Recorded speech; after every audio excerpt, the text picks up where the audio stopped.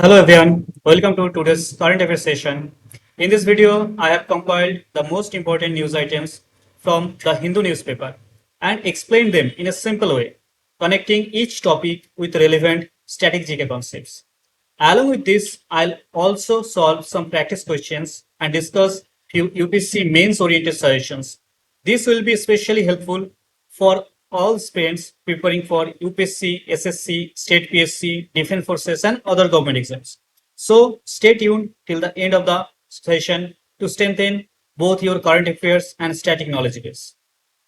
So let's start with the quote of the day.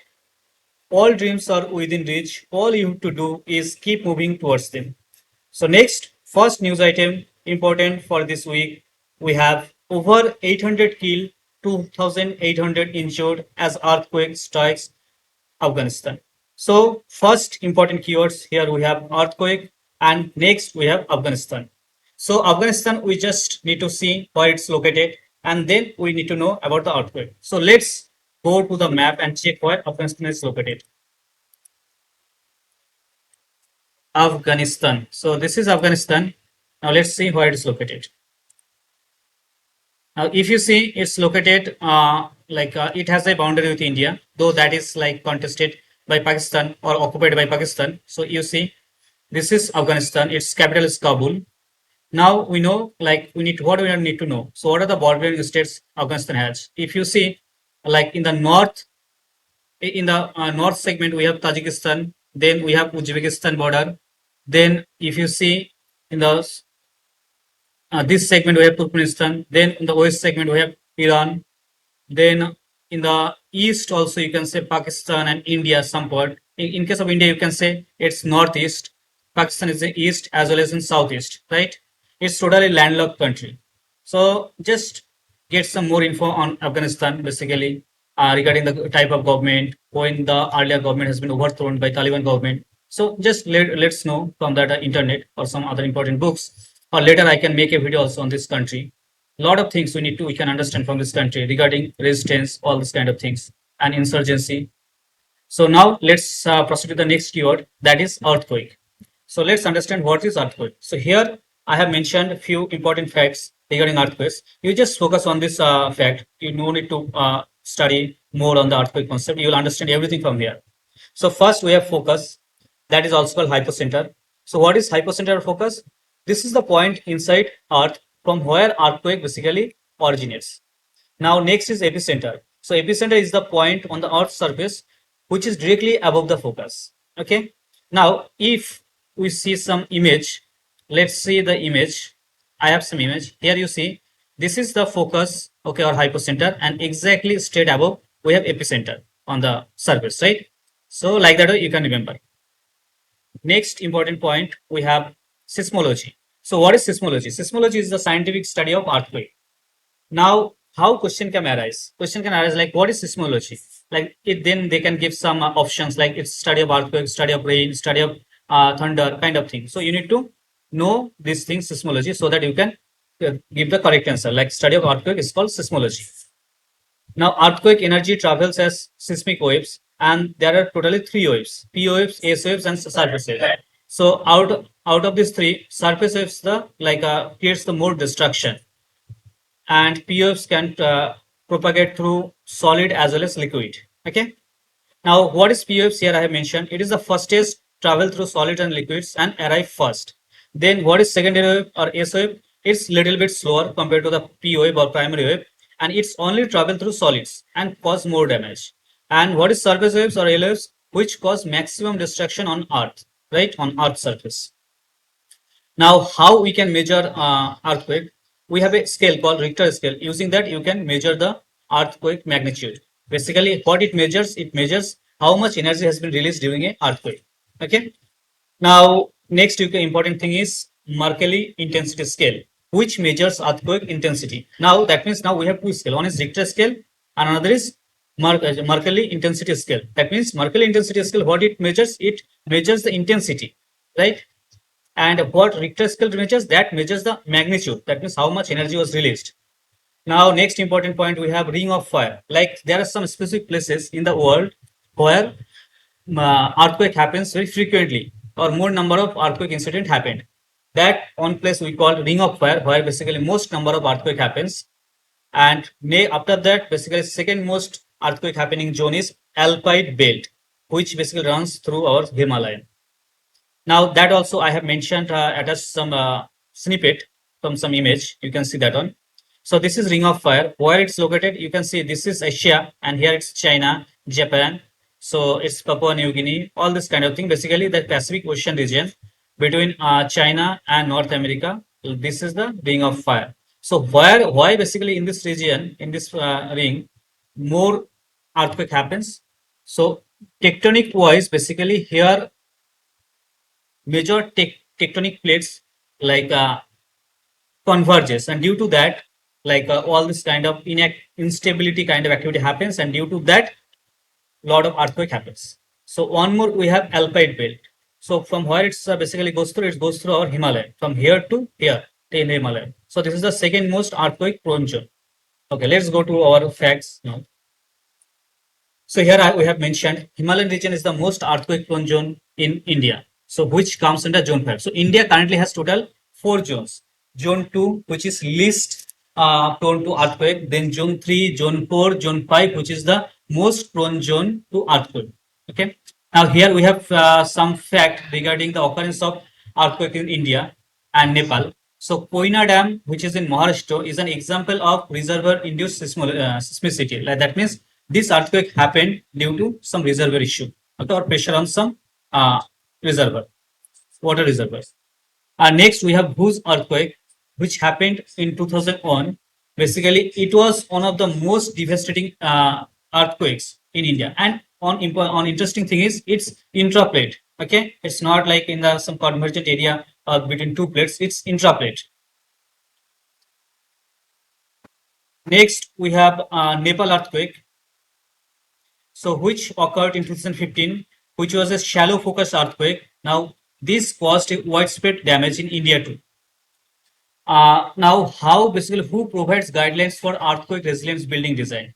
That is Indian Standards IS 1893, and National Disaster Management Authority issues guidelines for earthquake preparedness in India. Now, always shallow focus earthquakes, basically which occurs from 0 to 70 km below the Earth's surface depth, okay, are the most destructive earthquake types. Now, India, as I already mentioned, India is divided into total 4 seismic zones, zone 2 to zone 5, lowest to highest. Now, as per this map, basically 2/3 of India is seismically vulnerable, basically where earthquake can happen anytime. Okay. Now, one of the other important thing is tsunami. Why tsunami happens? The tsunami is basically nothing but why tsunami happens is happens because of some underwater earthquakes. Because of underwater earthquakes, there are some changes in the water, basically quake in the water, and due to that tsunami happens.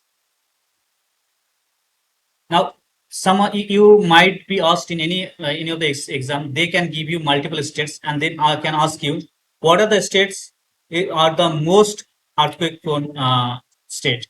So you can remember this way, like you can see the maps, like these are the maps, like which is in the this color, that is zone 5, that is the most earthquake prone zone, prone state. Here you can say that is Jammu Kashmir, Himachal Pradesh, Uttarakhand, then you can see Assam, Meghalaya, all these states, right? You can remember like that.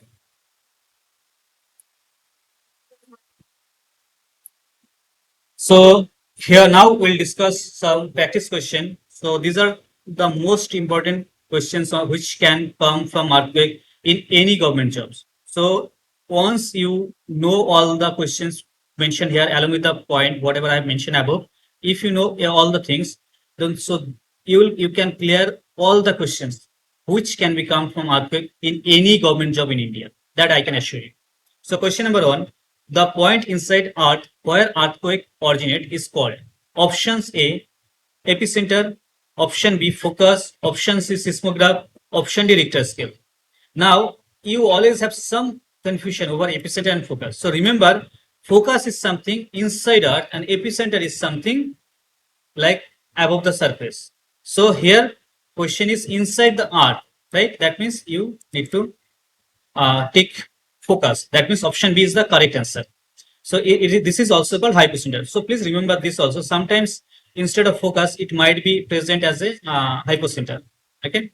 Now question number 2, which scale is used to measure magnitude of an earthquake? So simple answer should be Richter scale. So here also multiple scale name can be mentioned in the option like Richter scale, some other scale A, B, C, D. So if you know it's Richter scale, then you can always choose the correct answer, right?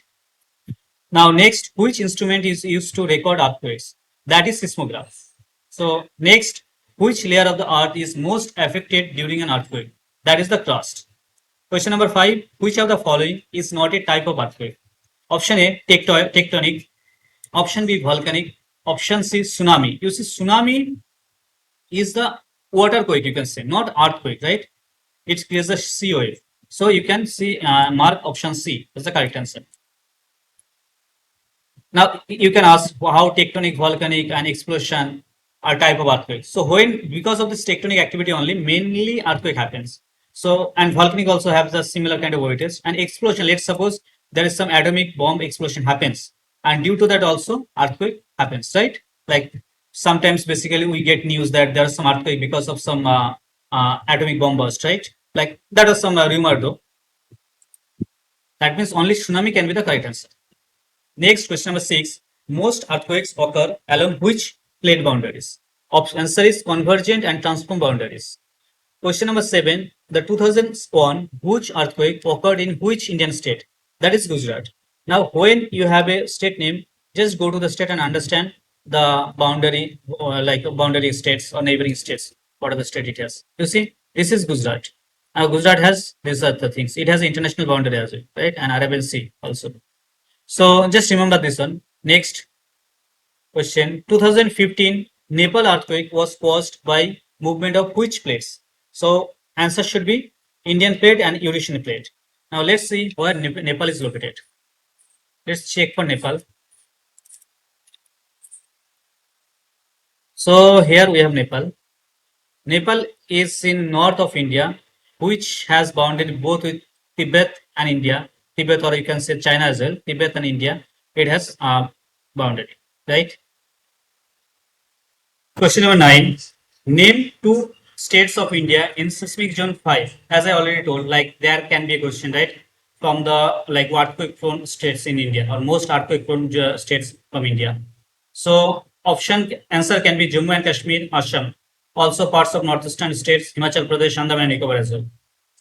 Question number 10. How many seismic zones are there in India? It's a easy question. That is total 4 zones. Earlier it had 5 zones, but zone 1 was removed in 2002. Question number 11. Which seismic zone has the least earthquake risk?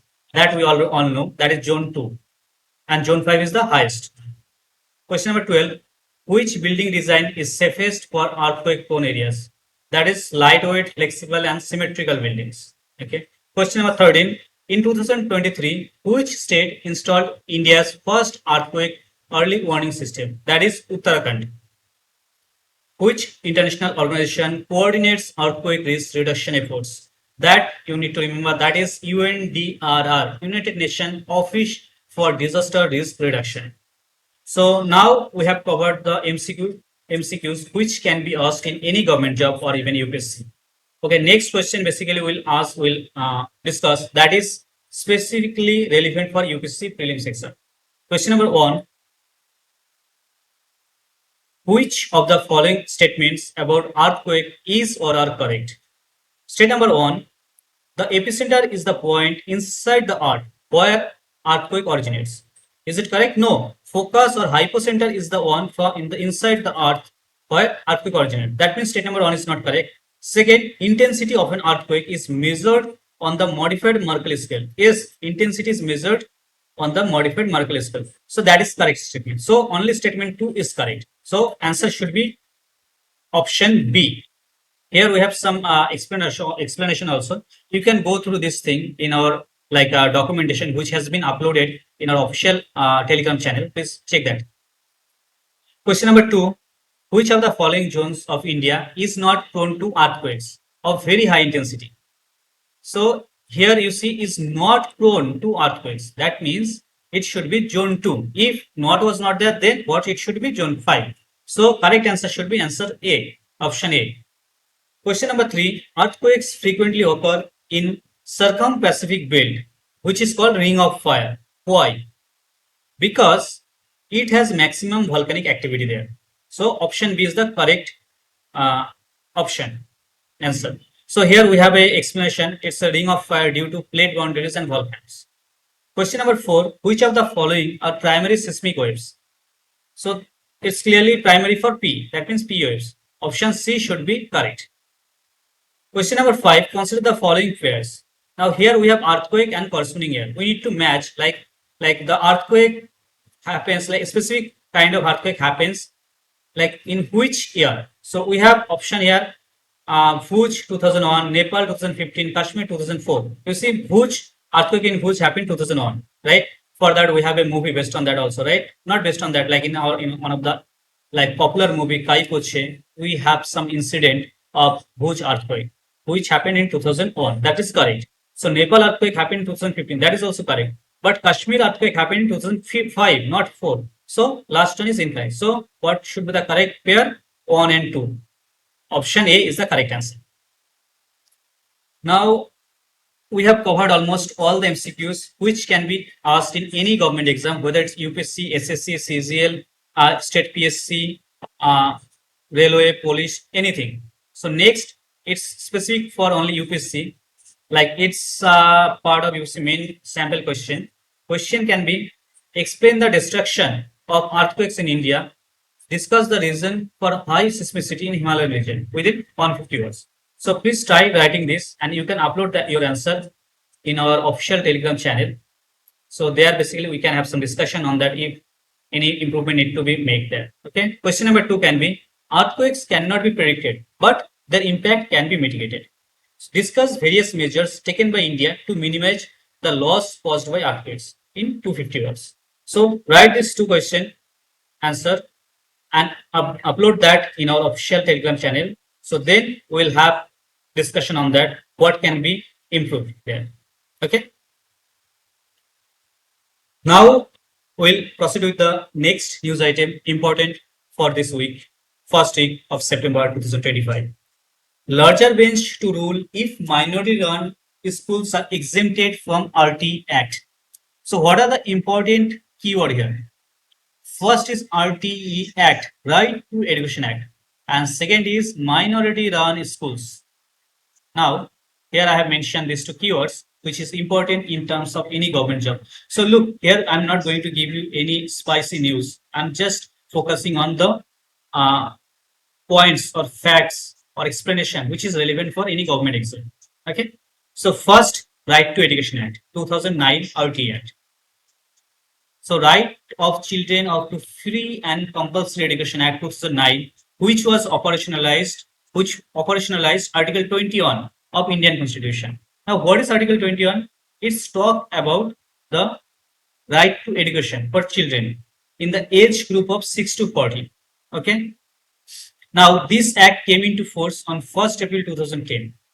What are the key provision here? Here we talk about free and compulsory education for all children belonging to 6 to 14 years age in government schools. And in case of private school, they need to give 25% reservation to economically weaker section and other and disadvantaged groups. Okay, so that the schools can have representation from all the section of the society. Okay. Next, we have some provision of no detention policy. Basically, it talks about there can't be any detention or you can't make any student fail till the class 8.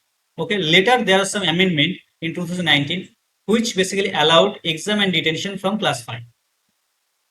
I believe, like, what you think, should there be any detention in any class like till class 10 or not? Please let me know in the comment.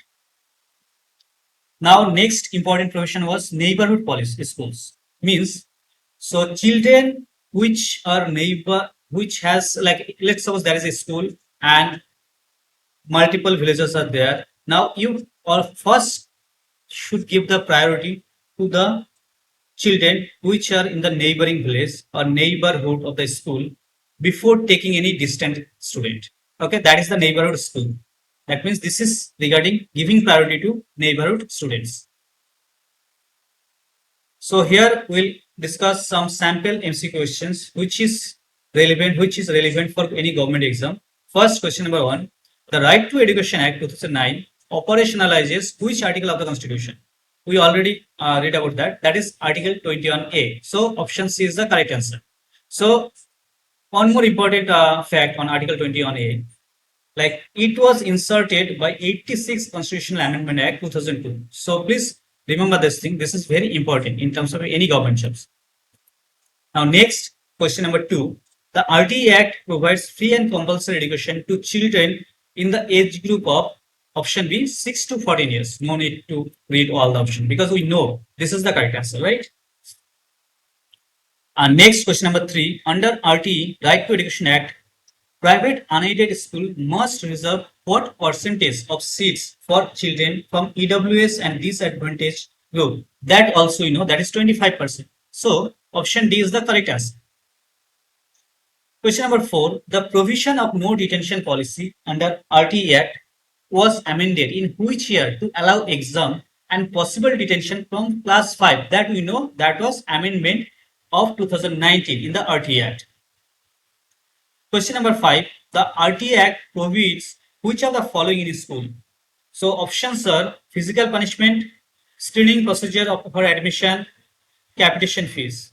So here we have multiple answers that basically if all of the things are prohibited.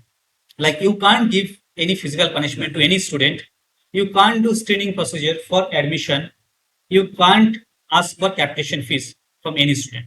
Okay, so answer should be D, 1, 2, and 3. All are prohibited. So on the RTE Act, Right to Education Act, so what kind of question in UPSC main exam can be asked? One sample I have given you. Right to Education Act 2009 is a milestone in India's journey towards universal education, but challenges remain in its implementation. Discuss the key provision of the Act, its achievement, and the major challenges in ensuring quality education for all. Write it within 250 words. Now, next important keyword we mentioned earlier is minority educational institution. What is that? So, as per Article 30 of 1 of the Indian Constitution, which grants minorities the right to establish and administer educational institution of their choice. Now here, minorities can be linguistic minorities or religious minorities, both. Next, as per Article 30 of 2, which prohibits the state from discriminating while providing aid to minority education institution. What is its objective is to preserve and promote minority culture, language, and heritage through education. Okay, so you just need to remember these two articles. First one is the most important, Article 30 of 1, and second one also Article 30 of 2. You please remember that one. And others, I think no need to remember much, just this two. Now, who are minorities? This is determined under Section 2 of C of the National Commission for Minorities Act 1992. So here we have 6 religious minority mentioned there. Like first one is Muslim, second Christian, then Sikhs, then Buddhist, then Parsis, then Jains. At national, this is also only at national level. Okay. Now, what are the different type of minority institutions are there? One can be religious, like we can say Christian school, then madrasa, then another can be linguistic. Let's suppose Bengali medium school outside Bengal. That is also minority education institution. Okay. Now, so in this minority education institution, the minorities have the autonomy in case of admission, staff appointment, and management, though the reasonable restriction applied by the state can be there. Now, regarding this minority education institution, we have 2 landmark judgment. First one is TMA Pai Foundation. Here, court clarified the rights of minority institution and allowed state reasonable regulation as well there. Next important judgment is PA Inamdar 2005. Here, Supreme Court upheld minority institution right to admit students, but it asked for a fair, transparent admission process. So remember these two important landmark judgment, because minority education institution is always a topic of like a topic which can be asked in any question anytime, especially in case of UPSC. It's very much important. Okay.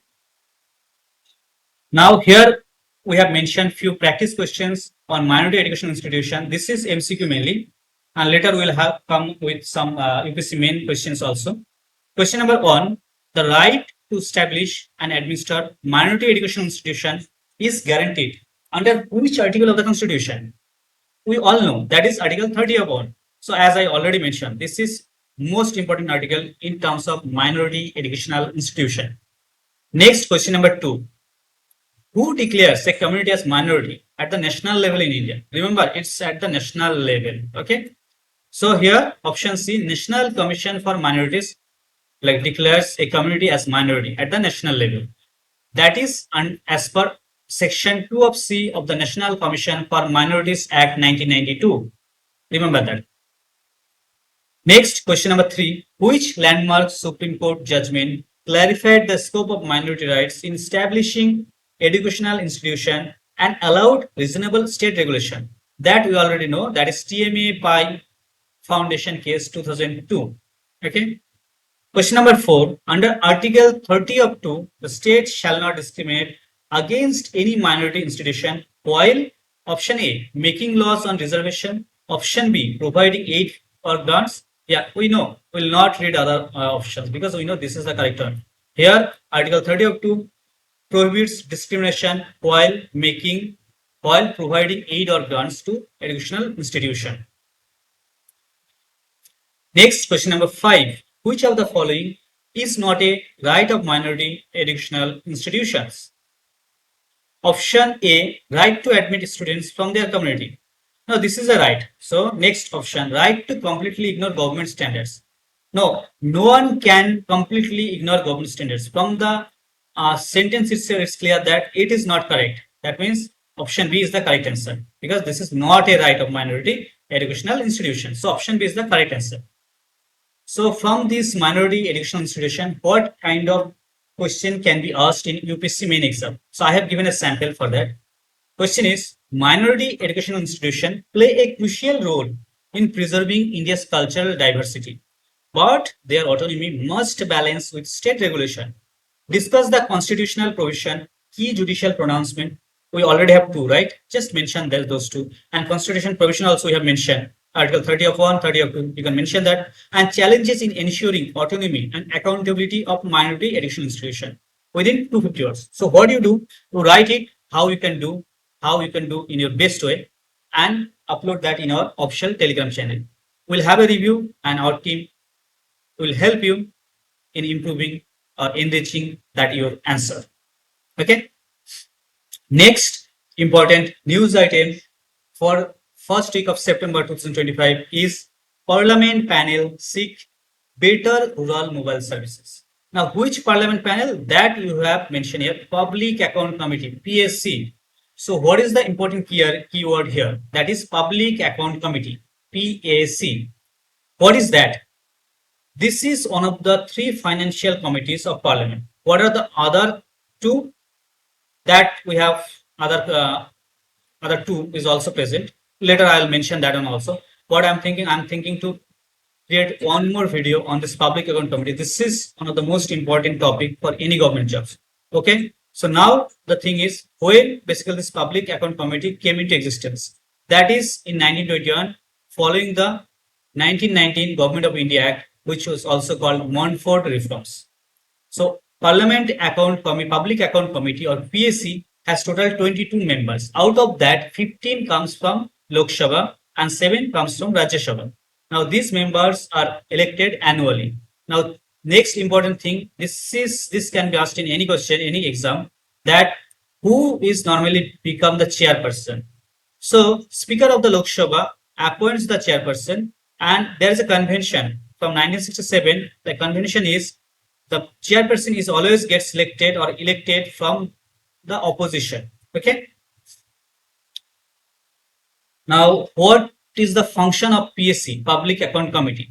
It examines CAG report on appropriation account, finance account, public undertakings. So PSU is not included here. So remember that under public undertaking, PSU is not included. Like in case of Public Account Committee, it doesn't check basically the PSU account. It ensures Now, before going forward, we need to know what is appropriation account, what is finance account, what is public undertaking. So whenever you are reading, not only in this video only, whenever you're reading, so if you do not know any keyword clearly, please first understand that and then only you proceed with other things. So here we have mentioned that what is appropriation account. It shows how money granted by Parliament through Appropriation Act was actually spent by the government, comparing what it was sanctioned versus what actual expenditure it was. Okay. Now, Finance Committee next. It basically tells the statement of the receipt and disbursement of the government of India. Next, we have Public Account Undertakings Committee.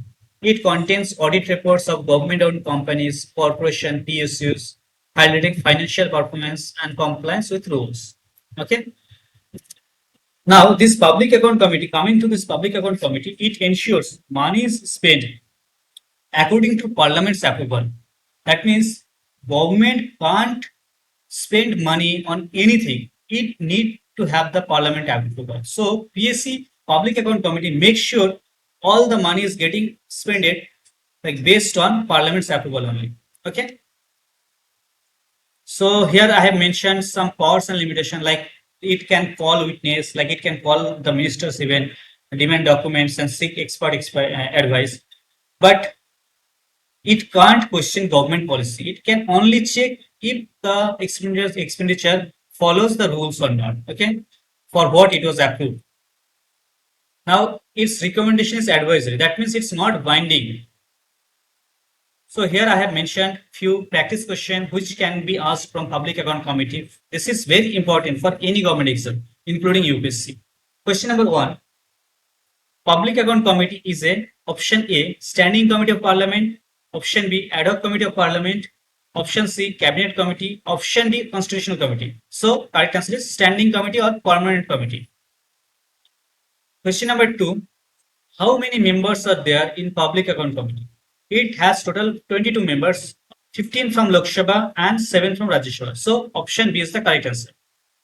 Question number 3. Who appoints chairperson of the Public Account Committee? That we know, that is Speaker of the Lok Sabha. So option B is the correct answer. Question number 4. The Public Account Committee examine which of the following. Here we have 3 different kinds of accounts: appropriation account, next finance account, next public undertakings account. So you see, public undertaking accounts, here it's not mentioned that PSU accounts is excluded. That means this is not correct. If it was mentioned like that, excluding PSU account, then all 3 was correct. But as of now, only 2 will be correct. So option like where 1 and 2 is mentioned, that is option B is the correct answer. Question number 5. Which of the following statement is not correct about PSC? Option A, it can summon ministers and officials. Yes, it can.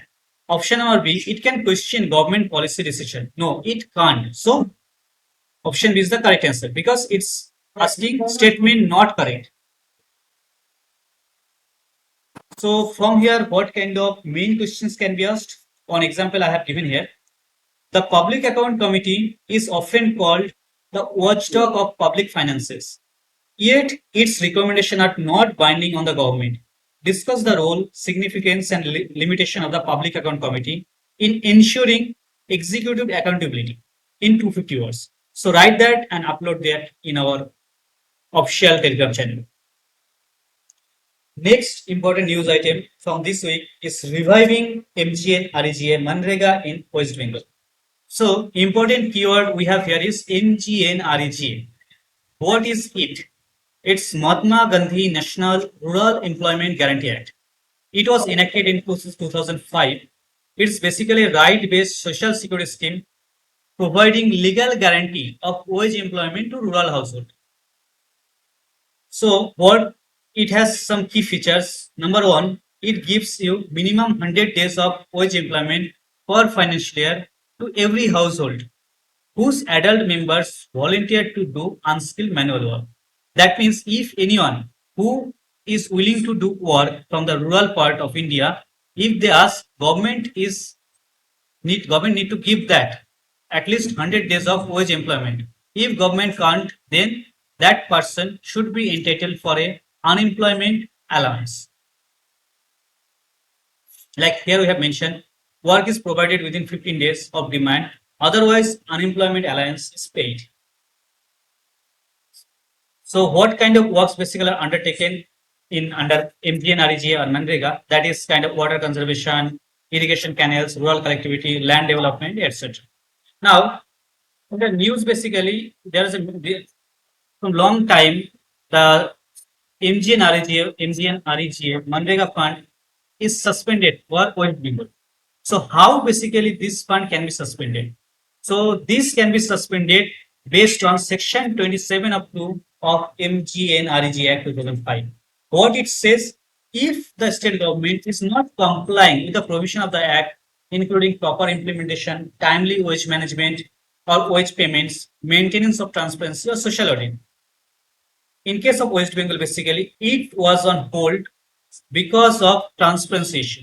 Okay, there are some allegation of corruption, and government of West Bengal is not giving proper answer for that to the central government. That's why central government has put that fund in hold. That is the basically this is the statement from the central government, and state government is saying something otherwise. So whatever the reason is, it's suspended, and this suspension happens based on or as per section 27 of 2 of Manrega Act 2005. So here we have some practice question which is relevant for government job or UPSC. Question number 1. Mahatma Gandhi National Rural Employment Guarantee Act was enacted in which year? That we already read. That is 2005. So option B is the correct answer. Next, question 2. Under Manrega, a rural household is entitled to a minimum of how many days of wage employment per year? That we know, that is 100 days minimum. It can be more, but at least 100 days. Who bears the cost, wage cost under MGNREGA? So wage related cost normally is borne by central government, but the administrative works, like someone need to like manage all the works, right? That fund state government need to give. That's why here correct answer will be option C, both central government and state government, because not this is not only wage. There's some administrative work is also associated with the wage, like disbursing of the wage, right? Because of that, we'll put tick mark on option C, both central and state governments. Question number 4. Under which section can central government suspend funds to a state under MGNREGA? The same thing we discussed, that is section 27 of 2. That means option B is the correct answer. Question number 5. Which of the following is not a focus area of MGNREGA Act? Works. That first option A, water conservation? No. Option B, rural road construction? No. Option C, urban housing development? Yes. It's only for rural area of India, not urban. So option C is not a focus area of MGNREGA works. Okay. Now next we have a sample practice question relevant for UPSC main exam. Question is, MGNREGA has been a landmark social security scheme in India, but challenges in implementation have limited its full potential. So examine the objective, achievement and challenges of MGNREGA, suggest measures to strengthen its impact on rural household. Write it within 250 words. So write it and post it in our official Telegram channels. So this was the last important topics for this week. I'm not covering all because based on my understanding, every week we'll just cover most important 3 to 4 topics and we'll link those current topics with the static part so that it will be useful throughout your whole preparation journey. So now let's close this session with another quote. Believe you can and you are half there. That means if you can believe you will be able to do anything, that means you are already halfway there. Okay, now thank you. So let me know if you need any assistance in terms of understanding any concept or any topic. So let me know in the comment section. Based on that, I can prepare more video which can be helpful in your journey to crack any government job or UPSC exam. Thank you everyone.